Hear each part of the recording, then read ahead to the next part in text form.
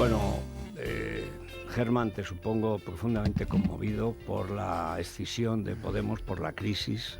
Sí, menudo. Estás destrozado, ¿no? Estoy saliendo en este momento del trauma ya. Sí. No, pero va a durar, el trauma va a durar. No, yo creo que es una cosa muy clásica, muy clásica. Típica, yo lo intento explicar porque lo explico sí en el libro. Luego, por cierto, viene Mauricio Rojas, chileno, que es una de las referencias que tengo aquí. El primer libro sólido sobre Lenin y la ideología leninista fue de Mauricio uno de los más Rojas, brillantes conversos. Extraordinario. Pero volviendo aquí al escenario de las cuitas de Podemos, yo creo que todos sabíamos que hay una crisis, que están en caída libre, que iba a haber algo, tenía que haber reacciones, pero yo pensé que iba a haber algún tipo de operación para romperle algo al PSOE, pero no para romperse algo ellos mismos. Es que son comunistas. Claro, son comunistas. Te he venido oyendo y tienes toda la razón, que los conocemos bien. Ahora, desde luego, el galletazo que se ha pegado Pablo Iglesias, en el sentido, el fracaso suyo como secretario general, que se lo han clavado hasta el final y que no se ha enterado, para mí, ni él, no haya habido, ni él ni Irene Montero. Que no se hayan enterado de nada, que ayer no sabían, cuando aparece Rejón a decir esto, no sabían nada, le había llamado 3 minutos antes, Rejón, para contarse. Justo 2 minutos cuando ya lo habían mandado a los medios. Es decir, un ridículo y un colapso absolutamente Bueno, tremendo. Vamos a ver, Pepe García de Miguel. Muy buenos días. Aunque tú eres más PSC que PSUC... no empecemos a insultar. No, era de trayectoria, igual que yo soy de Teruel. Perdona, yo he sido mucho más PSUC que PSC. Bueno, pues entonces, como todo el mundo, que ha sido antifranquista. Porque la gente antifranquista básicamente comunista. Bien, pero a mí lo que me parece fascinante en esta operación es, primero, mantener el secreto en un partido comunista, además cuyas relaciones entre ellos, de novias, de matrimonios y tal, es una madeja, es dificilísimo.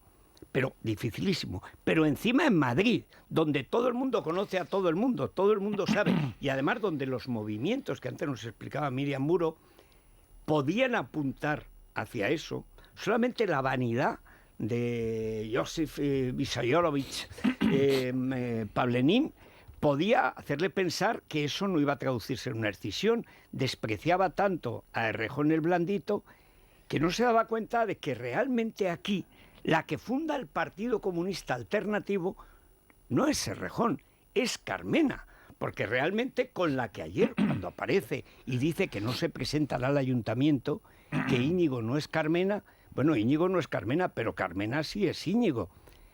¿Y cómo Yo creo que ahí el papel es Tania Sánchez. A ti, tú no eres muy de Crónica Rosa, pero yo confío tanto en la capacidad de urdir una profunda venganza. Yo es que, mira, no es por llevarte a ti la contraria, o también sí, quizá, pero no fundamentalmente. Pero yo nunca he creído que sean comunistas y sigo sin creer que son comunistas. Hombre, ellos dicen que son comunistas, los crean los partidos comunistas, todos ellos son comunistas, defienden el comunismo, pero... Funcionan como tales. Pero no son comunistas, o sea, es una cosa fantástica. Mi percepción personal es que no son comunistas, algunos de ellos sí son comunistas. ¿Y cómo se distingue al comunista del que no Porque lo es? Un comunista, para empezar, cree en el centralismo democrático, no cree en la salsa rosa. Entonces, el centralismo democrático yo no lo veo por ningún lado. El concepto confluencia... ¿El Pavlenin? ¿En las confluencias tú lo ves? Pero perdona... Pero si cualquier Mindundi le planta cara. ¿Tú te acuerdas de aquella miríada de asociaciones que va siempre colgando el PC-PSUC, cuando era PC-PSUC? Sí, pero que había una dependencia orgánica que se decía. Y correas de pero transmisión no se les llamaba. Claro, pero no se confesaba. Al final, en todo caso, el problema es que cuando niegas al poder, el caníbal, cuando no se puede comer al otro, pues se come a la familia. Pues mira, yo que lo han hecho siempre los comunistas, en todos los regímenes comunistas, sin excepción. Yo te confesaré algo. Ayer estaba pensando a ver si escribo sobre eso y digo algo que tenga que ver con mi pensamiento, pero tiene que existir mi pensamiento a propósito de eso, y de momento no existe. Por una razón. Los comunistas, de los que tú hablas ahí, cuando se enfrentaban entre ellos o se mataban entre ellos, solía haber un argumentario, que no te digo que fuese verdad, pero que había un argumentario político, había un argumentario que era, sí, pero que era económico. Y si no se buscaba. La izquierda en general siempre, la izquierda en la que yo me formé, siempre fue economicista. Sí. Entonces podía haber un debate entre socialdemócratas que creían en la reforma del sistema, pero manteniéndolo. Podía haber gente, los comunistas, que pensaban que había unas contradicciones internas insalvables en el capitalismo que le llevaban a la autodestrucción, etcétera. Pero siempre era un debate economicista. Yo he leído a Laclau, y además sin prejuicios, ¿eh? Lo he intentado leer, y a la viuda de Laclau también. No he entendido absolutamente. A ti te encantaría, porque habla constantemente de psicoanálisis, pero el problema de es que Lacan. Y bueno, ¿esto de qué estamos hablando? No, a mí no me encantaría. Si yo lo conozco a Laclau. Laclau es el que atiborra a Errejón, le da excusas a Errejón para no ser lo que es un niñato comunista de clase alta de España, que se finge tercermundista y hace una tesis sobre Bolivia ridícula que le dedica en unos términos de delicuescencia que ni Ganímedes a Zeus a Pablo Iglesias. Es decir, y aquí, a ver, Paco Rosell. Buenos días. Porque yo sí creo en el centralismo democrático, no intervengo hasta que se me invite. Muy bien, muy bien. Por eso has llegado lejos. Pero vamos a ver, la cuestión de fondo, yo insisto en lo que tiene, que es una operación magistral. Pero claro, yo le doy el valor porque tiene más chispa y más gracia a Tania Sánchez. Pero la madre de todas las conspiraciones es Manuela Carmena. Sí. Yo no creo que es la verdadera alternativa a Pablo Iglesias, y más peligrosa, es Manuela Carmena. Sí. Pero yo creo, yo discrepo un poco, Federico, no que no se lo viera venir, él se lo podría ver venir. Lo que no los creía es capaces de hacerlo. Claro, esa es la diferencia. Claro. De hecho, vérselo venir, el proceso de depuración que ha hecho Pablo Iglesias con todos aquellos que hace 5 años comparecieron y dieron a conocer lo que era Podemos, a todos se los ha ido de una u otra manera, los ha ido purgando, esa ha sido. Lo que pasa que no creía que Errejón capaz de ello. Lo que pasa que su situación es de una extrema debilidad. Es decir, yo lo he dicho en alguna ocasión, yo creo que el casoplón de Galapagar va a ser la tumba política de Pablo Iglesias, es decir, un sobre señor todo que ha hecho demoler por ilegal. Bueno, eso al margen, por supuesto, ¿no?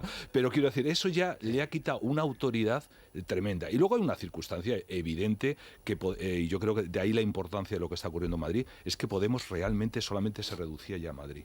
Es decir, el gran error de Pablo Iglesias, entre los muchos, uno de ellos ha sido no tener un proyecto nacional. Por tanto, si tú no tienes un proyecto nacional, no puedes hacer un movimiento nacional. Es decir, él tuvo una tentación, yo recuerdo una celebración de un 2 de mayo, que creía que iba a coger esa bandera, porque sacó el discurso, de decir, cuando las élites nos hagan, ahí está el pueblo que toma la bandera, etcétera, etcétera. Pero fue algo absolutamente transitorio, casi como la bandera. Es clave. Casi como la bandera. Capítulo de este como libro, si la bandera de Zeta en su momento. Digo, ¿no? Podemos hubiera llegado al poder con la bandera nacional. Sí. Y si no, es imposible. Imposible, porque además en todos los sitios donde esa especie de fasciocomunismo de Laclau se basa en argumentos puramente, digamos, de nación, en el sentido decimonónico, ni siquiera de nación casi preliberal, es decir, como la comunidad política. Y la comunidad política en España es España. Y eso, como él odia a España. Sí, y yo saco aquí un montón de párrafos, de frases, que él dice que es que no lo puede soportar. O sea, que es que no puede decir España, y lo dice. Y por eso no llegaron al poder. Y por eso era fatal que si aguantaban los demás partidos, en la medida en que ellos se diversifican en mareas, vomitonas, alternativas, todas separatistas, y luego hay otra circunstancia, se estrellan, ¿no? Es decir, su dependencia, es decir, en cuanto a lo que supone el bolivarismo, el régimen venezolano se viene abajo, se desploma, también toda esa estructura le afecta a él. De hecho, cuando él hace esa especie de autocrítica, que fue absolutamente una impostura, diciendo que en Venezuela ya no sé qué, ya no lo ponía como ejemplo de gran cosa, y coge la bandera del feminismo, es una forma de ganar tiempo, enmascararse, porque yo creo que es un proyecto enteramente comunista, es decir, si camina como un pato, grana como un pato, etcétera, etcétera, es un pato, es decir, una estructura. Lo que pasa es que él va metamorfoseando para intentar ganar tiempo, y lo que no se esperaba era de la fortaleza, o digamos su debilidad, y que los demás, Errejón, que no es precisamente un arrojado en la política, es que ha visto el momento, y de la mano de la propia Carmena. Más Madrid, efectivamente, es más Podemos, de otra manera. Lo que pasa es que Podemos, al carecer de un proyecto nacional, pues ya hemos visto cómo se ha ido desconfigurando. Tú hablabas de lo de las mareas, hemos visto cómo en Andalucía, Adelante Andalucía, no quería saber nada de Pablo Iglesias, no ha querido que esté en la campaña absolutamente nada, es decir, todo eso se va desmiguejando. Pero el proyecto es así, se va reconfigurando. Ahora, ¿Qué Errejón? ¿A quién pretende engañar? Errejón, hemos visto sus declaraciones con respecto a la Errejón Tres Comidas, como hablas tú. Tampoco desde el punto de vista de la ejemplaridad puede decir nada. Ahí está el tema de la Universidad de Málaga, cómo estuvo cobrando 1.800 euros, incumpliendo su contrato que le había hecho un profesor que ahora mismo es diputado de Podemos a través de una subvención que había otorgado la Consejería de Fomento y Vivienda, que estaba en manos entonces del gobierno de coalición PSOE-Izquierda Unida, una consejera... Son lo mismo y vienen de lo mismo. Todo eso, vienen de lo mismo. Son intercambiables. Son iguales. Lo que pasa es que la apariencia, pues ahí yo creo que ante el fracaso de gestión, por ejemplo, de Carmena, pues adopta el discurso del viejo profesor, Enrique Tieno. No se entera nada, despistado, la buena persona, etcétera, etcétera. Bueno, y claro, el que se deje embaucar en eso, pues será un éxito de ellos y vamos un fracaso a ver, porque del sistema, ¿no? Podemos ha tenido sobre todo, y en buena parte influido, porque el Partido Popular se jugó las últimas elecciones a la fuerza de Podemos para meter miedo a sus votantes. Luego al final lo que ha conseguido es desmigajar todo el espacio de centro-derecha. Pero los medios han sido la verdadera plataforma de Podemos. Claro. Iglesias, también lo cuento aquí, con mucho sentido, y además con un sentido tradicional comunista. Es decir, cuando Lenin crea Iskra y otros periódicos, cuando lo echan primero... La chispa, una sola chispa puede incendiar la pradera y tal, dice, un periódico es un partido político. Y Iglesias, en un sentido estrictamente leninista, dice, un telediario es más importante que la asociación de un partido. El problema es cuando te desconectan el telediario. Quiero decir que cuando estás en el poder, pues tú cambias y pones el horario que quieras. De hecho, cuando firma el pacto PSOE-Izquierda Unida, lo que le echa en cara a los de Izquierda Unida es que hubieran quedado con la Consejería de Turismo y de Vivienda y hubieran dejado el tema de los medios de comunicación. Decía, es más importante Canal Sur que cualquier consejería. Y tiene razón. Tan importante es así que la Asociación de la Prensa, y cambiando de turno, que me pareció ayer un comunicado absolutamente deleznable. Pues la Asociación de la Prensa, que es una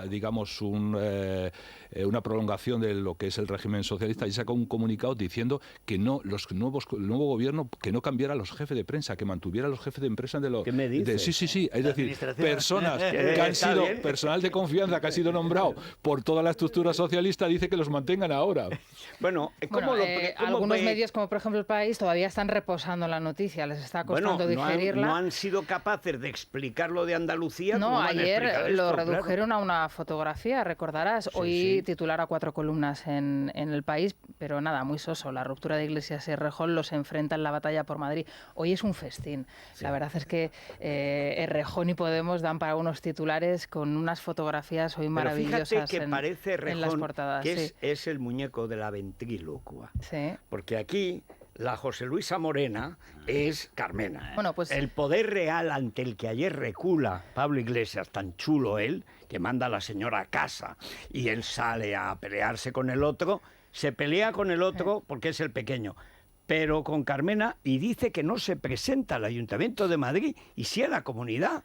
Pero ¿y entonces qué partido es ese? Hoy El Mundo, aprovechando una fotografía de Carmena con una oveja en San Antón, estaba Carmena celebrándolo con el Padre Ángel, además está en silla de ruedas, con todo aparatoso, ¿no? Con la escayola en el tobillo y demás, sí, el Padre Ángel, y la oveja descarriada, como dice El Mundo, dice, está ya Podemos. Y luego la fotografía, ¿no? ABC. La oveja es una fotografía. La oveja descarriada se llama popularmente la oveja muesa. Es una oveja descarriada y además que tiende al suicidio. La oveja muesa es la que se queda, yo lo aprendí de una de Albacete, que entendía bastante de ovejas.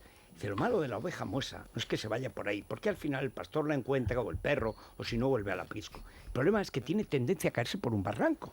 La oveja muesa es una oveja un poco zumbada, que primero se aparta del rebaño y luego acaba muerta. En ABC podíamos.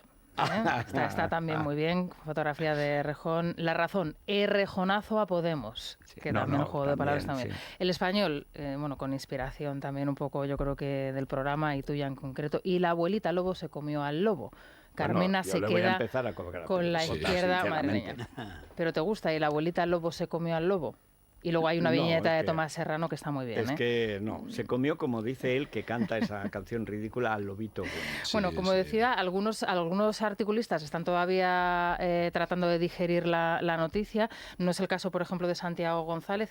Él habla Porque ya Santiago viene de la con muerte de vacunado. Podemos. Santiago Dice, está vacunado. están muertos aunque todavía respiren. Podemos es una criatura agonizante a los 5 años de su fundación. Hay que recordar que ayer se cumplían esos Justo, 5 además años, lo hicieron el lo día que del cumple. demuestra lo que contaba Miriam, ¿no? Que esto estaba totalmente pactado, tramado, ¿no? Estaba... No, pero lo mejor es que estuvo Errejón negociando hasta ese mismo día con Izquierda Unida las supuestas listas conjuntas de Podemos. Pero fíjate, dice... Cuando Izquierda Unida se ha convertido, junto con Irene Montero, en el único apoyo de Pablo Iglesias. Dice Santiago González que Podemos era una obra de Pablo Iglesias Turrión y que ha muerto en sus manos, ¿no? Bueno, La imagen nos la podemos la imaginar. mató. No, pero no, ha muerto porque el proyecto no era un proyecto nacional, no era un proyecto decente, no era un proyecto cívico, era un proyecto criminal, totalitario, y por eso tenía que morir. Si Podemos hubiera sido un movimiento de renovación de la izquierda, hubiera cogido la bandera española. Yo recuerdo, porque lo dijo Guerra en su día, que es malo pero nada tonto,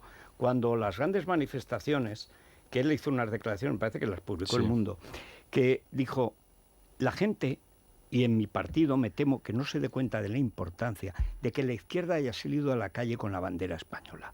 Dice, eso es un cambio cultural, político, de tal envergadura, que o lo entendemos o nos arrollará. Sí.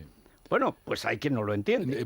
Precisamente hablando de Alfonso Guerra, que la próxima semana saca un libro, La Esfera de los Libros, es un libro que avanza precisamente en esa tesis. Claro. Es decir, un poco la crisis del Partido Socialista, su pacto con el nacionalismo y a dónde nos ha llevado eso, esa situación. Es un libro muy interesante de Alfonso Guerra. Bueno, Bueno, hoy la otra gran cuestión que aparece en los medios, sobre todo en los artículos de opinión, Federico, es ese Congreso del Partido Popular. Y hay 2 o 3 referencias interesantes. Hoy, por ejemplo, Lucía Méndez en el diario El Mundo habla de la tarea difícil que tiene Pablo Casado por delante Y ella se lo pondrá más poniendo en difícil boca todavía, de sí. un representante, una persona dice que lo ha sido todo en el Partido Popular, dice que si el dilema es que si Casado asume el discurso de Vox, le está haciendo la campaña a favor de Vox.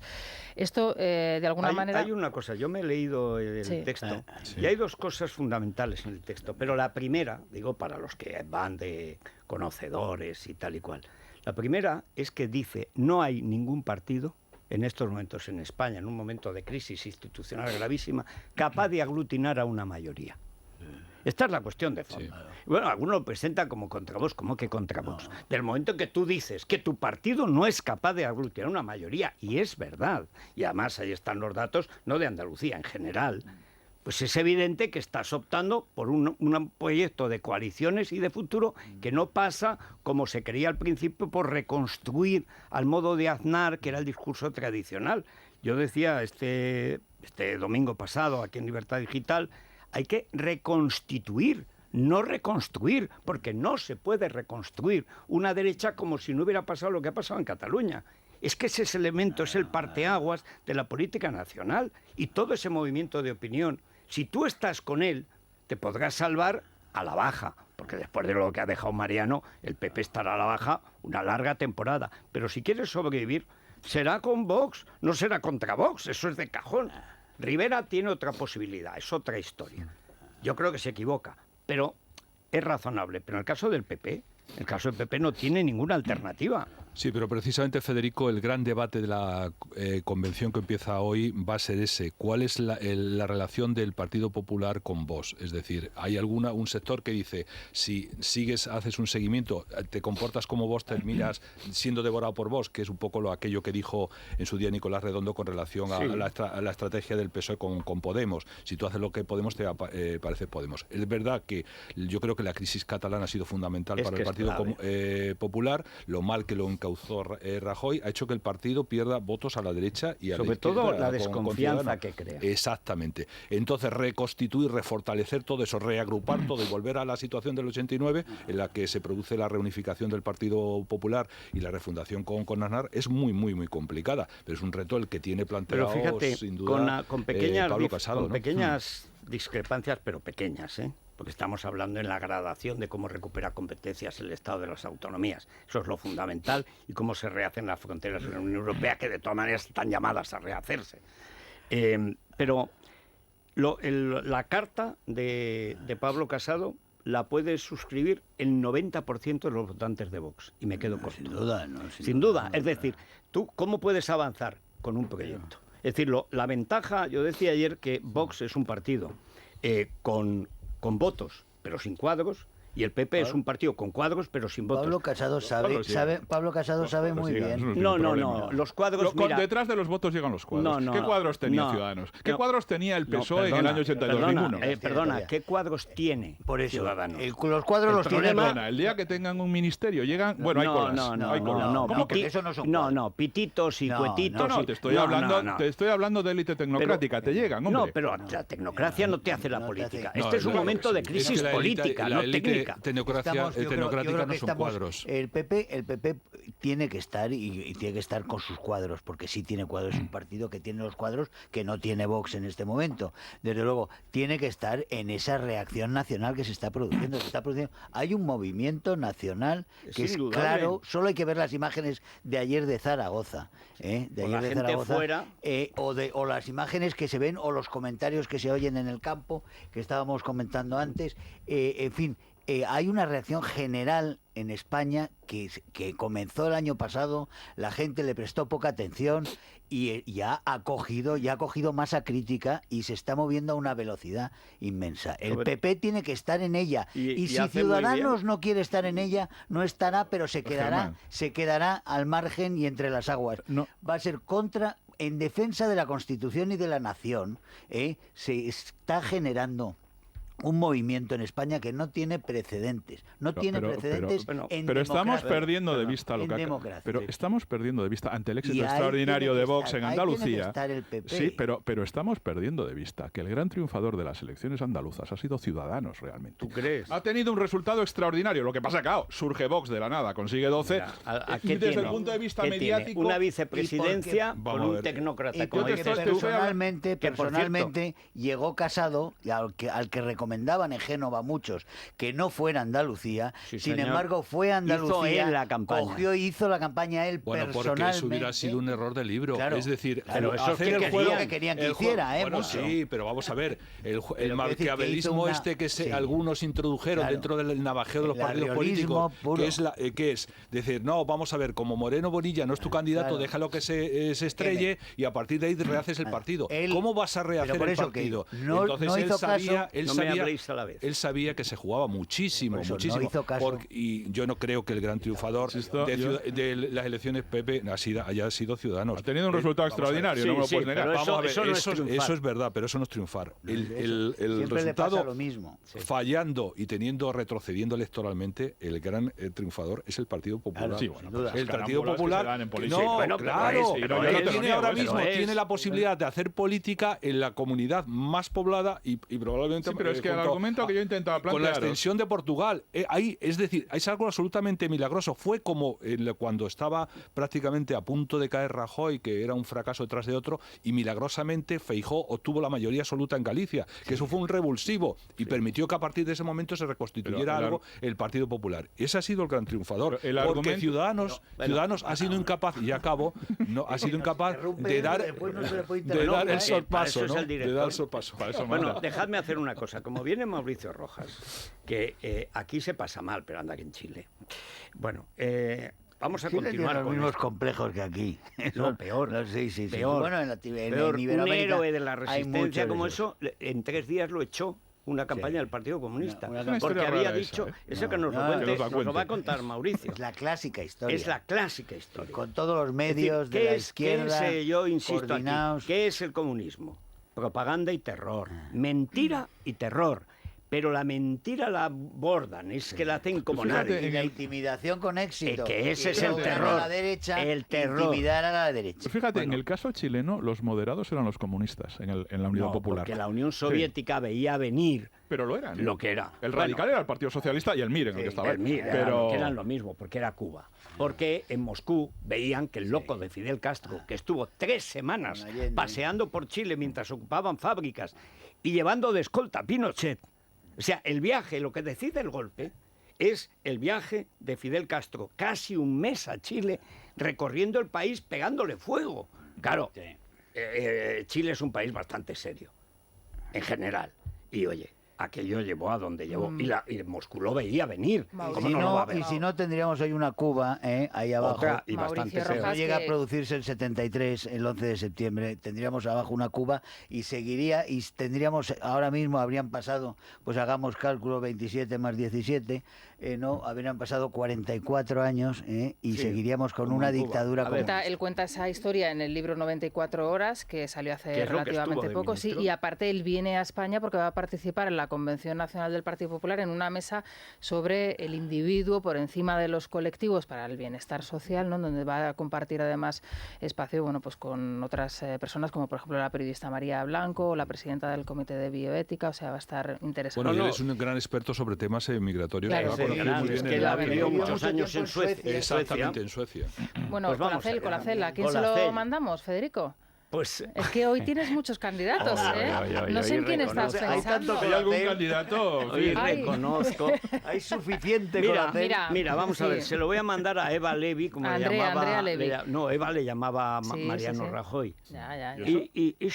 Y Eva Bueno, Levy Andrea Levy decía, acaba de calentar la convención. es que acaba de del alimentar la Partido convención Popular, pegándole un sí. soplamocos a Cosidó. Acaba de enseñarle la puerta a Cosidó, pues, después de que Villarejo haya señalado directamente a Cosidó Hombre, y a de Pino cajón. en la Kitchen, en esas pues Es que investigaciones, ese fue un escuchas gran y error. demás. Es que nombrar, es decir, tú no puedes nombrar como portavoz de un grupo en este momento en la oposición a alguien que ha ejercido labores de gobierno, Y porque en las obviamente cloacas. porque se Las cambia, la cloacas, perspectiva efectivamente. cambia, Bueno, pues pasas a tú Eva, a ser a Eva, controlado. a Eso es un Eva. error de Ácido libro. hialurónico hidrolizado, los antioxidantes necesarios para evitar el envejecimiento, y en ella parece que está funcionando, no sé si lo está tomando Hombre, ya. y además lo han porque metido, no no se sé ha por qué, de cortado un número pelo. 2 de Martínez Almeida en Madrid. Bueno, ella todavía aspiraba a está. ser la número 1. Bueno, ya aquí a número 1 aspira a todo el mundo. Para Farmacia Pero Mundo vamos, Natural hombre. y en el Corte Inglés. Es la mañana de Federico, con Federico Jiménez Los Santos.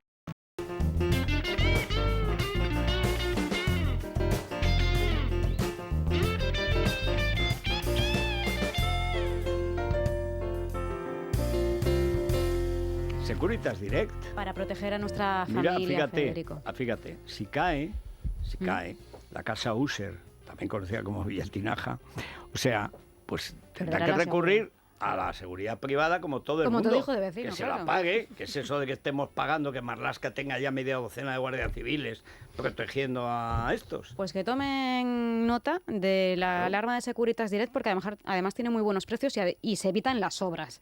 Que con ahora dos niños está en recién casa redecorado todo Sí. aquel casoplón, claro, no vas a empezar a hacer rozas otra vez. lo destrozan otra vez todo. Entonces lo mejor Claro. es que llamen al 900 130 900 y le van a explicar cómo funciona, si quieren una demostración gratuita también, los tipos de alarmas, 900 130 900, o para calcular online, securitasdirect.es. Bueno, Naya, segundas rebajas en el Corte Segundas Inglés. rebajas, sí. Hay un 20% adicional en un montón de marcas. Voy a ir con las de Caballero, que aquí son mayoría. Rosana, luego te traigo para ti también.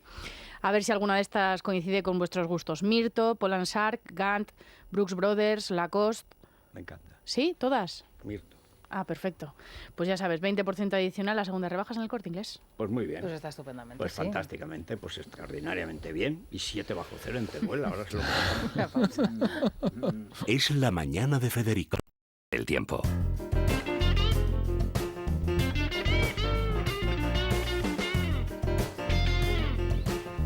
Bueno, pues el tiempo es como ayer, pero más agitado.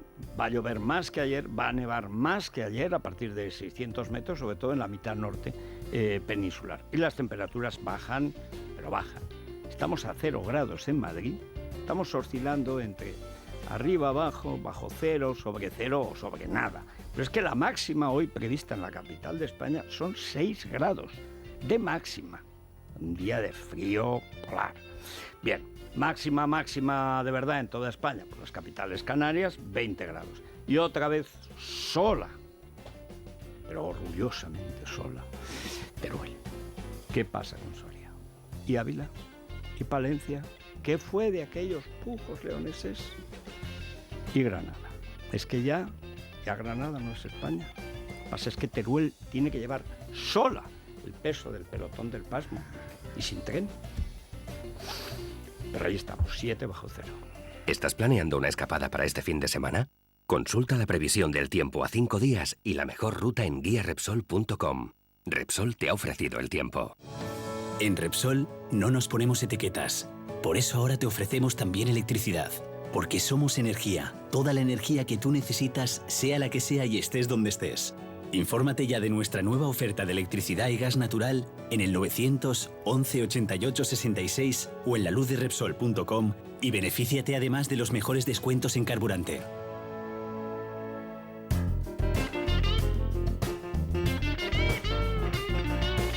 Es la mañana. Es radio.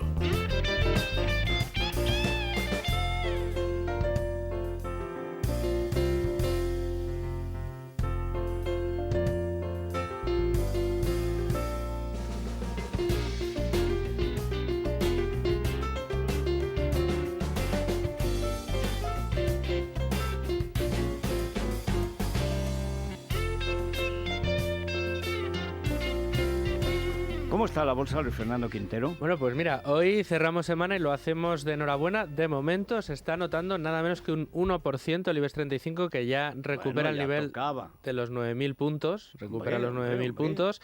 Dice, ¿si merced a qué? A Estados Unidos y a China. Que a mí ya me da la risa porque de repente se llevan bien. Ayer Wall Street subió muchísimo, los futuros europeos iban al alza, nos anotamos mal y así todo. Y luego volverán a caer. Pero bueno, las expectativas son de que puedan rebajarse los aranceles comerciales a China y esto anima. Claro que sí va a pasar, porque los chinos saben que los chinos llevan 50 años que han tenido cheque en blanco para hacer lo que quisieran. Lo siguen teniendo. Sí, pero es la primera vez que se les pone realmente, que se les hace frente, y los chinos van a llegar a un acuerdo con Estados Unidos, por supuesto que van a llegar, y va a ser beneficioso para Estados Unidos. Germán, como en el debate lo incumplirán, como han sin duda, incumplido intentarán todo. hacer todas las trampas posibles y harán las trampas posibles, pero ya tendrán otro tipo de acuerdo distinto al anterior, y se beneficiarán los norteamericanos de ello. Sí, pero es el instrumento de la volatilidad. Por cierto, me ha gustado mucho ese sondeo donde se ve la popularidad entre hispanos de Trump durante el debate sobre el muro ha subido 19 puntos. Hombre, los que ya están los dentro, que están dentro, típico. Están dentro son los primeros reacios a los que llegan de nuevo. O sea, eso no te quepa la menor duda. Igual que aquí. Igual que aquí. Bueno, vamos a ver. Aquí estuvo Adamo el otro día y cantó en japonés. Bueno, para mí fue una emoción. Tú sabes lo que es entrevistar a Adamo, que en los primeros guateques de mi vida, yo escuchando Mis manos en tu cintura, el auténtico Adamo, una entrevista que tuvimos en francés, porque ya casi solo habla francés, antes hablaba en aquellos más tiempos en que eso era casi imposible. Bueno, pues no era imposible, y Adamo ha ayudado mucho a la repoblación de España. O sea, esa cursilada que decía Vázquez Montalbán de la educación sentimental. Digo en el baile, Federico. No, la educación sentimental era la Francia Yeye. Antimaltusiano. Era Adamo, era Sylvie Vartan, Johnny, François Sardy y tal. Pero Adamo era el que tenía más éxito. ¿Pero cuántos años tiene Adamo? Pues se lo lleva bastante bien, tiene 70 y tantos. ¿Solo? Es que empezó muy joven. Y además lo echaron hasta del coro de la iglesia, nos lo contó aquí, la verdad es que contó un montón de cosas sorprendentes. Su padre era un italiano, gran amigo de la ópera y tal. Y él tenía la voz que tiene, limitada. Y entonces lo echó el cura del coro porque decía que no valía para cantar. Y un día resulta que tiene un éxito Charles Aznavour. Y va y dice, papá, ¿ves cómo sí se puede tener éxito aunque no se tenga voz? Y el padre vaciló y le compró una guitarra. Y ahí empezó Adamo.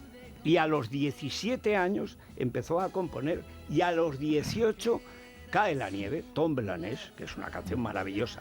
Y entonces digo, lo que yo no sé es cómo pudo triunfar en Japón. Dice, ¿que cómo? Y se pone un kakaraku, kakunkiri ukuritu, pura katura, katatura, putapo, y se pone a cantar en japonés. Eso es de cajón, ¿no? Claro, pero reconozco que yo me quedé un poco atónito, no estaba acostumbrado a ver en persona a Adamo, que además estaba encantador, cantando en japonés. Y ya luego se puso a cantar en inglés, porque no sé qué salió de alguien que le gustaba, los cantantes que él seguía, más modernos y tal. Y entonces como el día que murió la radio, tal, American Pie, bye bye, y se pone bye bye Miss American Pie, y cantaba en un inglés porque tiene un don para los idiomas impresionante.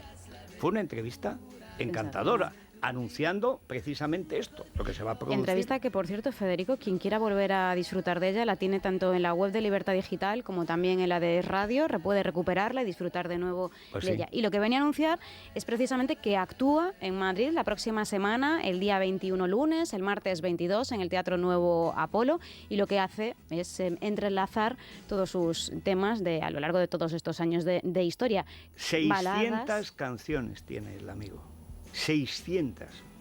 Dice pronto, baladas y temas de Guateque. Yo creo que es un buen plan para la próxima semana. Quien pueda ir. Además, lo que no sabes lo tarareas. Y ya está. Sí, exacto. En japonés. Sí.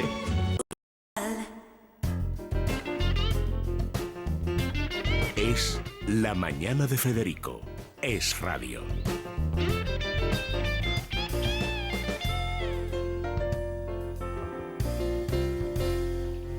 Bueno, Mauricio Rojas no había visto este libro y conste que lo mandé a Chile, pero debe ser que el gobierno progre que tienen lo impidió.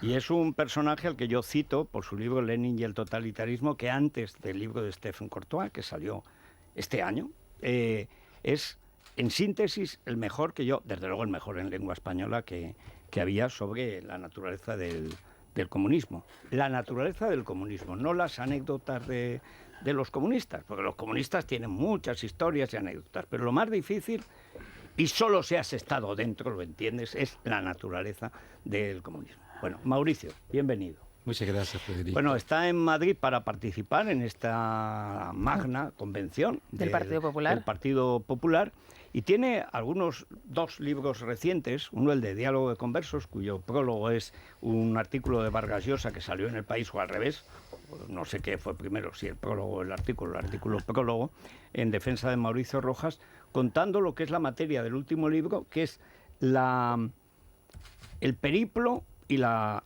prueba de la eficacia que sigue teniendo la propaganda comunista, es decir, el asesinato cívico de los que se oponen al comunismo, especialmente si vienen del partido y conocen lo que es el comunismo, porque fuiste ministro, un ratito. 3 días, ¿no? 94 horas. 94. ¿Cómo se llama el libro? 94 horas, sí. Bueno, y eso fue por una campaña en la que tú decías algo que en España no puede estar más de actualidad, con la invención de la memoria histórica y democrática, que es montajes que en realidad pervierten la historia real de un país, ¿no? Bueno, el delito mortal que yo he cometido, mi pecado original que siempre estará presente, es haber denunciado un relato de la historia de Chile que es fundamentalmente falso. Donde nada pasa hasta el 11 de septiembre del 73 y aparecen unos militares enloquecidos y lanzan aviones, bombas y comienza un periodo siniestro en la historia de Chile. La verdad es que la democracia chilena murió antes del 11 de septiembre. El 11 de septiembre es su entierro.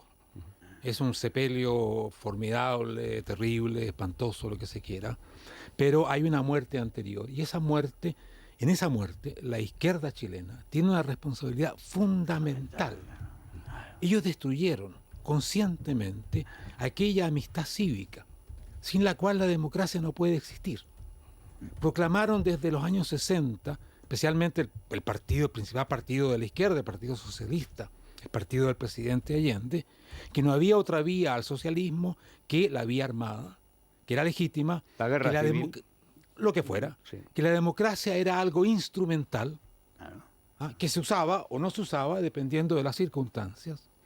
Y en los partidos ya más de la extrema izquierda, como el MIR, donde yo participaba, el Movimiento de Izquierda Revolucionario, se pasó a la vía armada el año 69, cuando gobernaba un demócrata cristiano llamado Eduardo Frei Montalva, y en Chile había una plena democracia, muy admirada por lo demás. Y bastante próspera. Bueno. Se puede discutir la prosperidad, pero en todo caso para América Latina era una democracia notable. Y donde no había tradición de golpes de Estado. Ni de guerras, ni de guerrillas. La institucionalidad chilena es muy especial en América Latina, muy consistente. Ha tenido interrupciones, por supuesto, pero menos que en Francia, menos que en España. O sea, ha sido un ejemplo internacional. Eso fue un factor importante porque no preparó una izquierda capaz de militarmente llevar a cabo sus intenciones. Era una izquierda que proclamaba y declamaba que Chile iba a ser un próximo Vietnam, o sea, una izquierda muy delirante que en la práctica no tenía nada. Lo que había eran algunos cubanos, algunas armas, alguna gente de pequeños grupos. El presidente Allende tenía un grupo privado de seguridad, pero no había nada que fuese una fuerza militar, lo que se demostró el 11 de septiembre. El 11 de septiembre en Chile mueren 34 personas, 34. O sea, es un golpe de Estado que tiene una gran violencia escénica, especialmente por los bombardeos del Palacio de la Moneda, la muerte del presidente, el suicidio del presidente, pero que en cuanto a enfrentamiento militar es inexistente. Eso es importante porque después del gobierno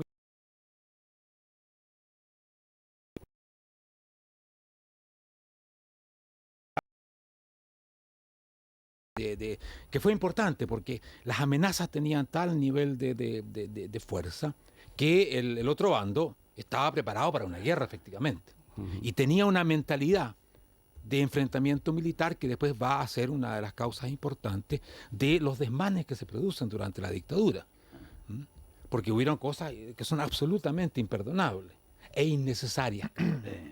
Innecesarias. O sea, es ese ambiente donde al final el país está tan dividido que una parte declara a la otra parte insana, que hay que extirpar, y los dos lo hicieron. Y cuando tú llegas al poder, llegas con la mentalidad del médico que va a sacar el tumor, y para eso tú metes el cuchillo y lo sacas, y claro, y cuando haces eso, tú cometes una serie de faltas. Yo recordaba solo, y os dejo preguntar, un momento, porque a mí me llamó muchísimo la atención. Antes comentaba Pepe García Domínguez, y yo también, que estábamos entonces en el partido. En España había dos partidos, el legal, que era el Movimiento Nacional de Franco, y el Partido Comunista, que era el ilegal, pero eran los que existían.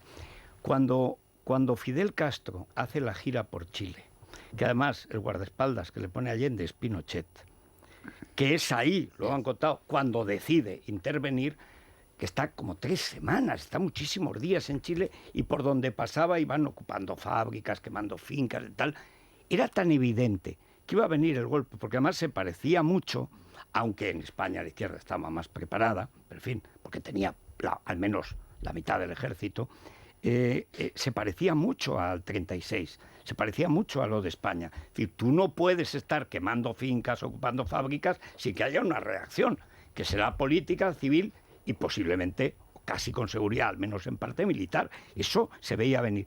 Y me parecía una cosa pero tan de Fidel Castro también, que por presumir ante el mundo que Chile ya era como una colonia cubana, digo, bueno, pero es que va a venir el golpe seguro. Lo que no pensaba es que lo iba a dar el que llevaba de escolta Fidel Castro, ¿no? Bueno, tú sabes que Salvador Allende no sabía qué hacer con Fidel Castro, porque se le quedó más de 3 semanas y recorría el país. Era como que fuera el verdadero presidente de la República. Así que terminó siendo un gran problema. Ahora, decir que en ese momento Pinochet se hubiese decidido, yo creo que ese es el relato que a Pinochet le gustaría o tenía la intención de crear, que él mucho antes ya tenía. No es cierto, no hay nada históricamente que lo avale. Pinochet es prácticamente el último general que se decide. O sea, como en España, Franco. Mira, se sube al barco cuando el barco ya va andando, especialmente impulsado por la Marina chilena, que sin duda que es la verdadera impulsora de todo ese proceso que lleva al golpe militar y que comienza a preparar mucho antes las ideas económicas y políticas que van a ser el aporte más importante de la dictadura, especialmente los cambios económicos, que se comienzan a elaborar por lo menos un año antes y que terminan siendo un libro, hoy día es un libro que se llama El Ladrillo, donde está, digamos, todo el planteamiento económico de los Chicago Boys, o los así llamados Chicago Boys, etcétera. Con Hernán Büchi. Hernán Büchi llega después, en los años 80. Después. Él no es Chicago Boys, ni siquiera estudia en Chicago, él es doctor de otra universidad. Pero era un tipo brillante que iba en bicicleta al ministerio. Bueno, yo lo conozco muy bien, nos encontramos de vez en cuando, es un tipo muy especial. Me acuerdo que Vargas Llosa una vez contaba que lo invitó en Perú a su casa y le había preparado una comida peruana de esas fantásticas. Y Hernán pregunta si no tienen yogurt. Y claro, para Mario fue, imagínate, para todos. Ají de gallina y le pides para yogur. Patricia y para todos que habían preparado todo esto, fue un shock impresionante. Bueno, estamos viviendo en... ay, perdón, es que no puedo, es que Mauricio, es que además que no hayas recibido este libro, que en parte al menos, si aparece, se debe te iba también... a hacer la crítica acá. Claro, no, te va a encantar. Pero hay una cuestión, solo brevemente, y empezamos a hablar ya en general. Lo que está pasando en Venezuela no tiene precedentes en la historia de América, pero ni siquiera en la historia de los países comunistas. O sea, los Good People, que es el mayor éxodo de gente huyendo a nado, que muchos se ahogaban, de Vietnam, cuando los americanos, forzados por toda la progresión internacional y tal, dejan tirado a Vietnam del Sur, lo conquistan, la gente se echa al mar, es entre 1 y 2 millones. Hay 4 millones ahora de venezolanos, un país que no llegaba a 40 millones, y que están huyendo. Hay más de 1 millón en campos de concentración, de acogida de concentración, como pueden, en Cúcuta, en Colombia. Pero es que hay otros tantos en Brasil. Cientos de miles dispersos tratando de llegar a Ecuador, a Perú, a España, por supuesto, etcétera.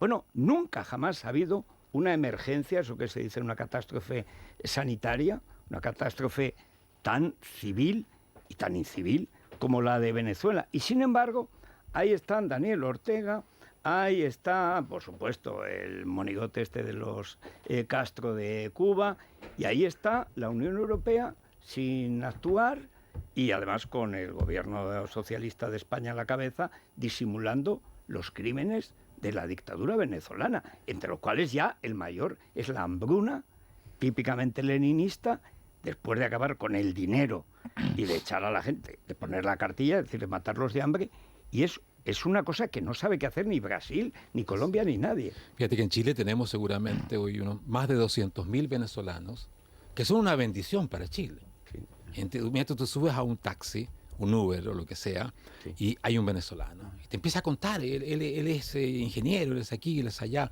Y sin duda que en unos años más ya va a lograr entrar plenamente en el mercado de trabajo chileno y va a ser un aporte extraordinario. Yo he mirado la educación de los venezolanos y es altísima. Así que va a ser un aporte, un lamentable aporte, porque bueno, así es la historia.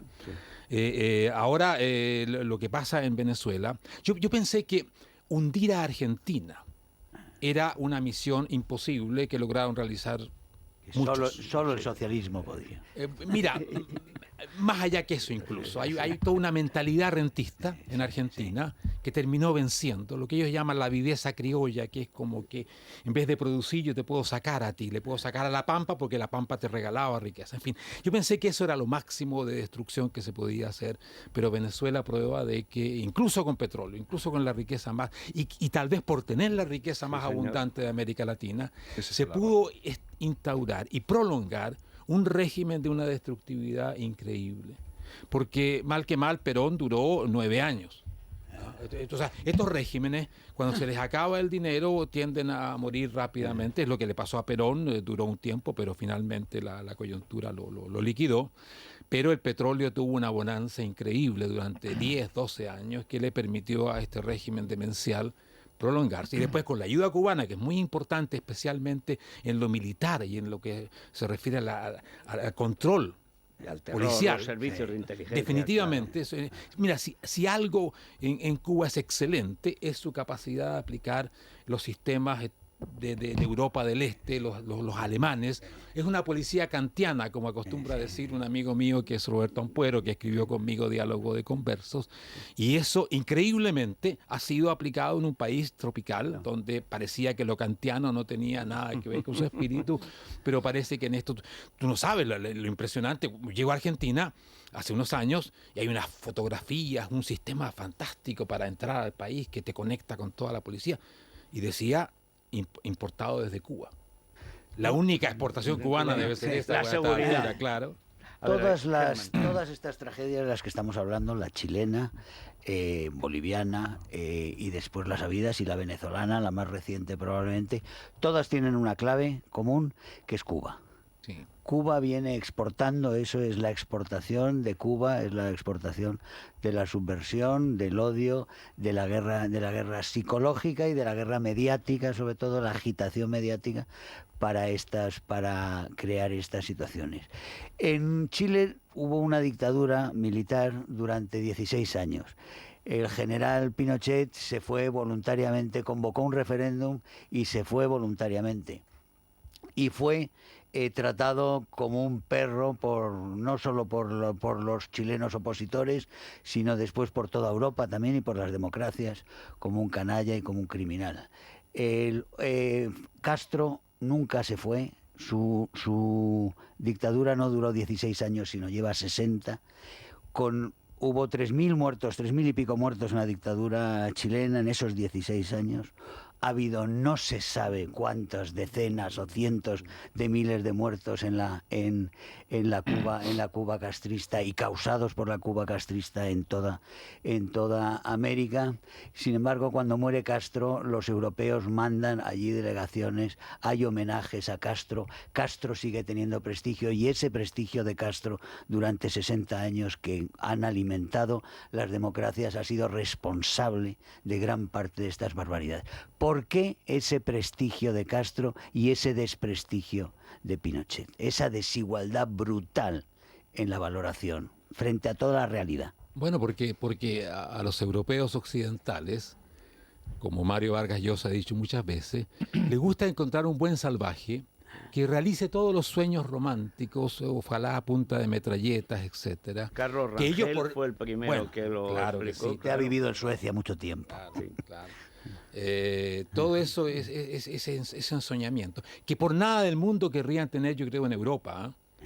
Porque esto es algo que se realiza a distancia y tú puedes verlo. Es como el cine, tú proyectas allí, ahí pueden pasar cosas tremendas que tú jamás querrías en tu casa porque mal que mal, algunos disparatados lo querrían. Yo no sé, gente de Podemos que hasta querría traer a un Chávez o a un Maduro, no sé, pero o sea, siempre hay gente disparatada, pero creo que esto es una especie de posibilidad de realizar un sueño de este carácter medio erótico revolucionario en países donde se supone que cualquier cosa es posible. Donde haya calor, palmeras, bueno, todo eso. Mucha piel a la vista. Y eso le ha causado un daño increíble al así llamado tercer mundo, como se lo llamó en alguna época, porque puso la solidaridad, incluso los recursos y el apoyo europeo para regímenes absolutamente detestables, sí, sin duda.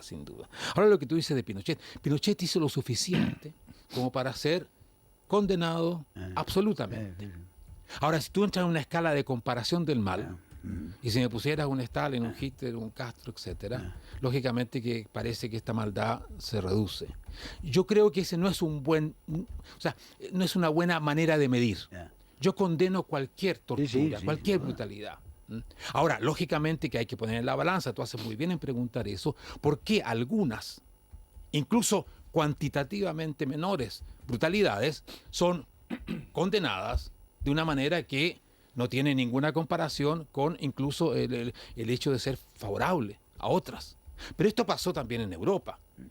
Cuando la Unión Soviética hace un aporte sin duda fundamental a la Segunda Guerra Mundial, pero ni siquiera se podían publicar libros críticos. A mí siempre me ha llamado la atención que la Sociedad Abierta y sus enemigos de Popper no tenga ninguna mención abierta política de este tipo, porque simplemente el libro no se lo publicaban. Incluso la famosa Rebelión en la Granja de Orwell fue muy difícil publicarla porque era una crítica, por supuesto, paráfrasis, lo que se quiera, pero era una crítica muy directa al leninismo, a la Revolución Rusa. Ha habido un doble estándar. Ese doble estándar se basa, yo creo, también en que algunos quieren reconocerle a la ideología comunista que es una ideología que quiere el bien, pero por medios equivocados. Como que son los buenos. Pero que lo que quiere es los buenos que hacen maldades terribles, pero bueno, como son buenos, finalmente se los condena. Mientras que los otros son malos y malos. Quieren el mal, los nazis, por ejemplo, y hacen el mal. Entonces, bueno, ahí ya no hay perdón posible. Libros como Lenin y el totalitarismo, las obras que tú escribes, tienen por función mostrar de que eso es una falsedad absoluta, que en la idea esencial del comunismo existe el motor del mal, que el mal no es una degeneración, una desviación, un señor Stalin o un señor Lenin que se volvieron locos o algo así, sino que son los que tratan de realizar una idea que es profundamente genocida. ¿Y qué es la idea de crear un ser humano distinto, el hombre nuevo, ese ser humano que va a salir, o como Nietzsche decía, el superhombre, de la crisálida de este ser humano que somos nosotros? La idea de cambiar la naturaleza humana. Y siempre con un parto de sangre. Bueno, es que lo implica... mismo en Bakunin, en Marx, siempre la sangre por como supuesto, partera de la historia, el apocalipsis ¿no? medieval está allí presente. Pero para realizar la idea del hombre nuevo, tienes que destruir al ser humano como existe hoy. Ponerlo en la horma, tienes que mandarlo a reeducar, tienes que mandarlo a un campo de concentración, tienes que, y esto Popper lo dice muy bien, hay que depurar, hay que golpear.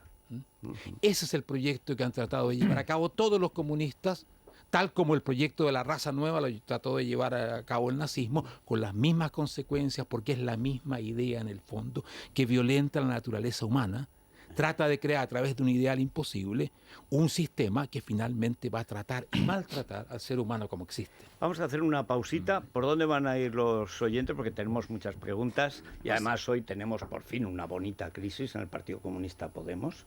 Se ha roto por la mitad y por la mitad de los matrimonios, las parejas y esas cosas. Esto anima mucho a la audiencia.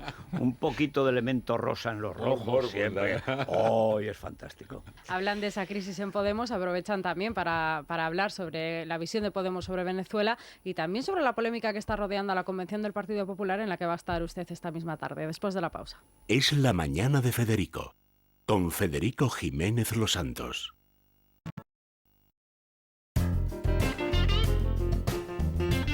Es la mañana de Federico.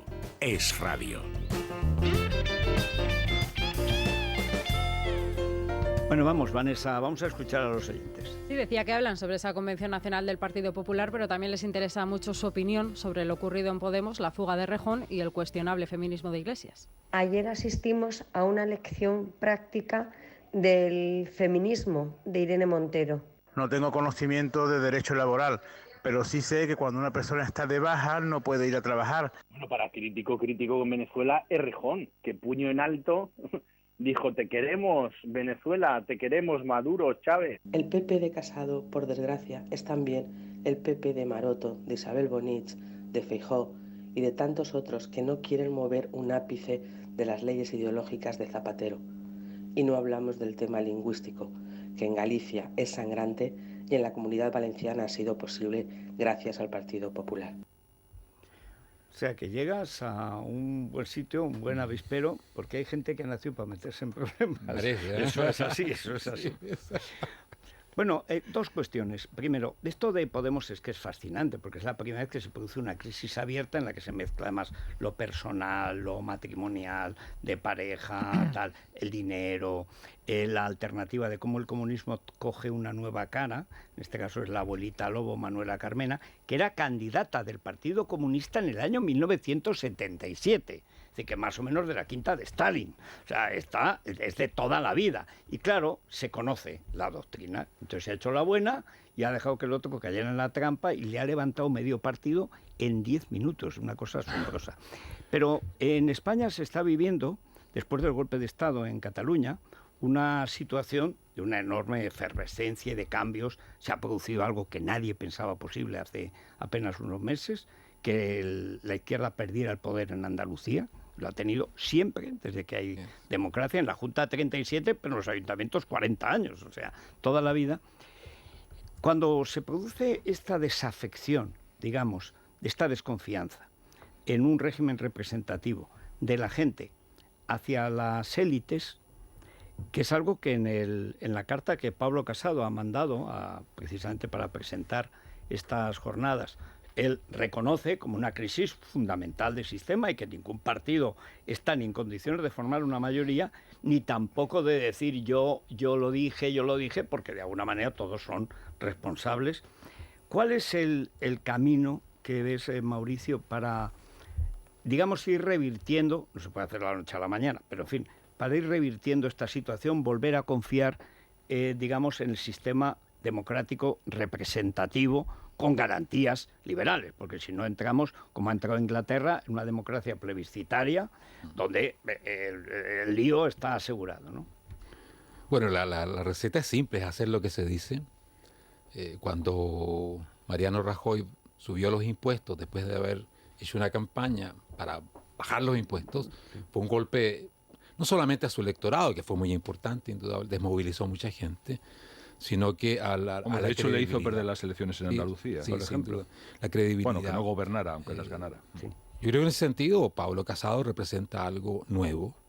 El hecho de que haya una convención sobre las ideas y los valores es algo nuevo y muy importante, porque el PP se había convertido en un partido que administraba el poder, pero que no le daba sentido al uso del poder en el sentido de un gran relato, una gran idea, etcétera, lo cual es fundamental.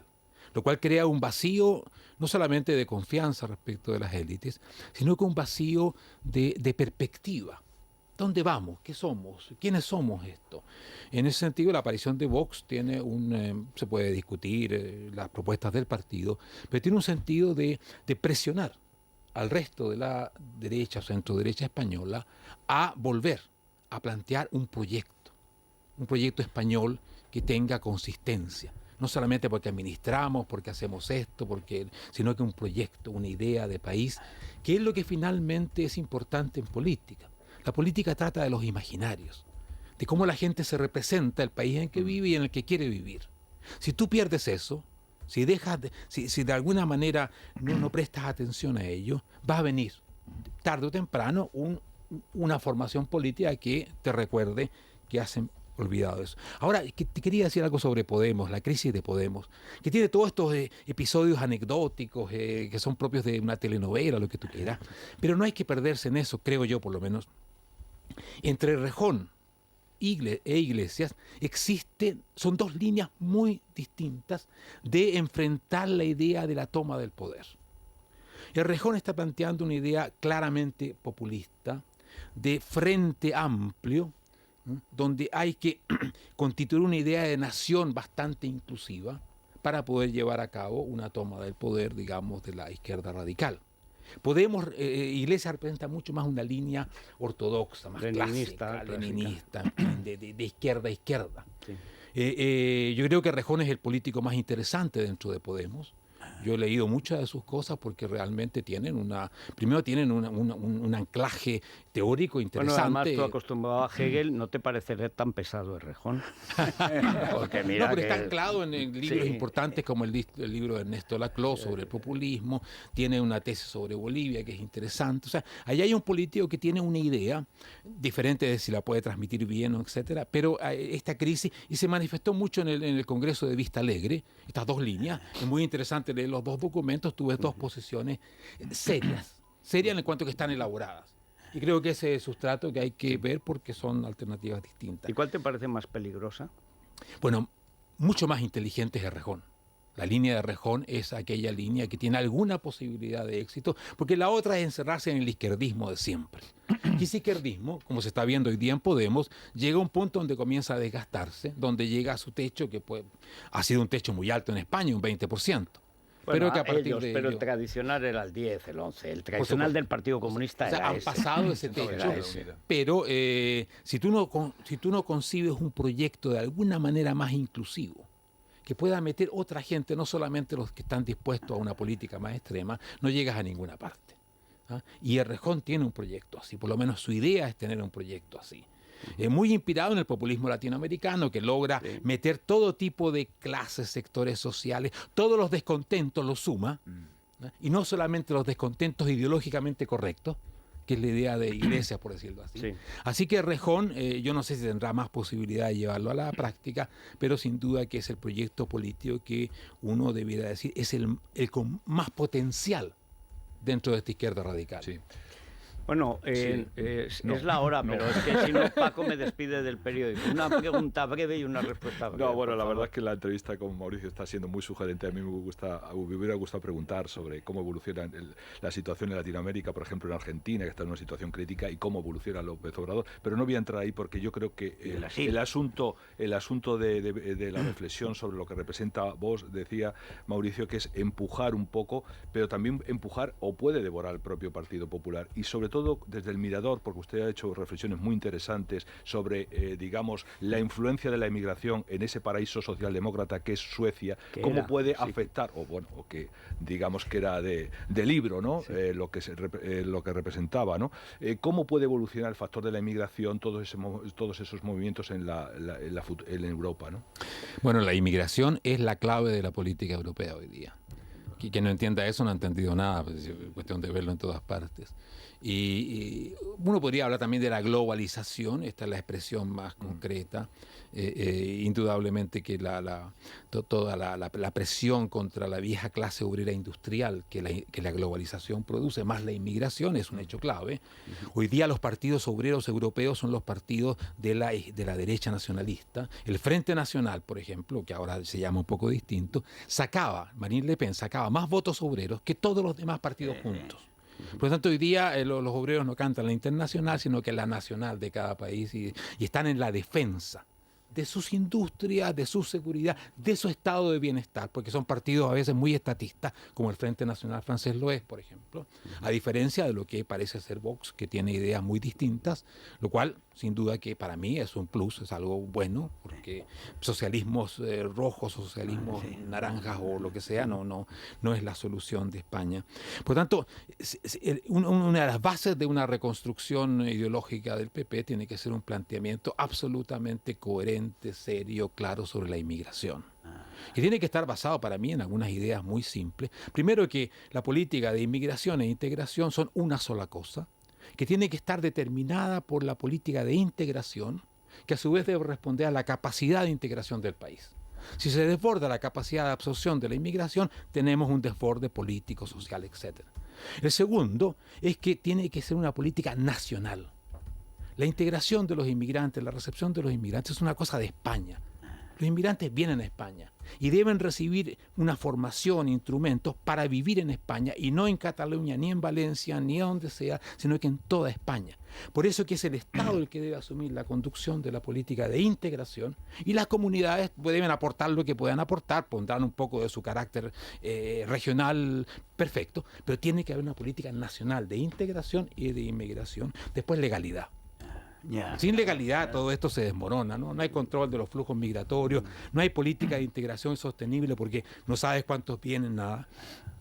Y eso tiene que ser respecto de la entrada y de la permanencia en España. El que comete delitos no hay que calificarlo, por supuesto, pero no se va a quedar en España. Eso tiene que ser absolutamente claro, porque esa es una reivindicación básica de la gente. O sea, si se le exige legalidad para vivir en España, que no todos siguen, eso es otra cosa, ¿cómo no se va a exigir legalidad para llegar a España y para quedarse en España? Que si no, ¿a qué estamos jugando si no entendemos esas cosas? Después tiene que haber un sentido de progresividad. Es decir, los derechos sociales deben ganarse, adquirirse a través de un camino donde tú pruebas que en este país te comportas bien, trabajas, aportas, y no que recibes derechos como quien recibe maná del cielo. Eso es fundamental. Y después tiene que haber un principio que yo llamo de generalidad, que dice que cualquier cosa que un inmigrante pueda recibir, también debe poder recibirle un español. O sea, ningún derecho, ningún apoyo, ningún subsidio puede ganarse por el puro hecho de ser inmigrante, es decir, de no ser español, y negársele a alguien por ser español. Eso implica elaborar políticas que digan, mira, a esta persona, porque es enfermo, porque le falta algo, vamos a apoyarlo. Pero no porque es de Venezuela o extranjero, etcétera, porque si no el español se siente discriminado, se siente excluido y eso no puede ser. Y finalmente una política donde el individuo está en el centro y no todos estos subgrupos del multiculturalismo que son mundos opresivos del individuo. Tenemos que ser muy claros, o sea, acá estamos para defender y para apoyar individuos libres con movilidad en España, vivan donde quieran, y en su cultura, en su nueva cultura, en la cultura que ellos quieran tener. Y eso es fundamental. Todo el multiculturalismo con esa idea de estos pequeños submundos que viven aparte de la sociedad y no como partes de la sociedad, eso hay que descartarlo radicalmente. Yo creo que si se adoptara una línea de ese tipo, sería una respuesta que hoy día, yo creo que una mayoría de los españoles entendería que es perfectamente correcta y legítima. Yo creo que esta intervención la tenéis que recortar, colgarla, y es una lección magistral para todos los políticos españoles. ¿Y todos los políticos. ¿Por qué no ha estado antes usted aquí? O sea, yo estuve acá unos años. Pero aquí, en esta... Dicho eso, acaba de explicar todo lo contrario a lo que se está haciendo. Pero se puede hacer.